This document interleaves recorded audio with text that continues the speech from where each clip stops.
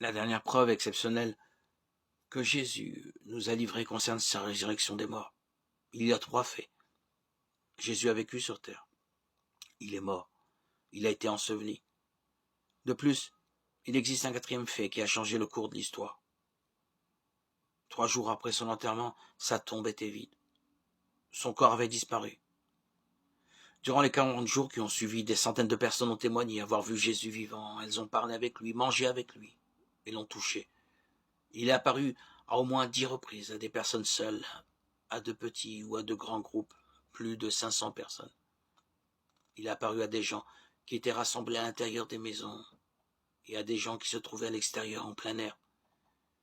Il est apparu à des personnes au départ sceptiques par rapport à ces récits de résurrection, mais qui ensuite s'en sont allés et ont rapporté au monde ce qui s'était passé.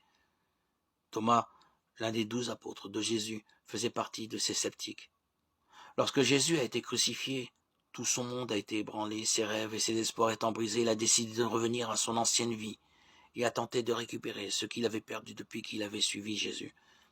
En entendant les témoignages de résurrection, il a endurci son cœur et déclaré fermement : « Si je ne vois pas dans ses mains la marque des clous, si je n'y mets pas mon doigt, si je ne mets pas ma main dans son côté, je ne croirai pas. » Jean 20, 25. 8 jours plus tard, son souhait était exaucé. Les disciples étaient assemblés dans une maison. Les portes étaient fermées et Jésus se trouvait au milieu d'eux. Jésus le regarda droit dans les yeux et lui dit : « Avance ton doigt ici et regarde mes mains, avance aussi ta main et mets-la dans mon côté.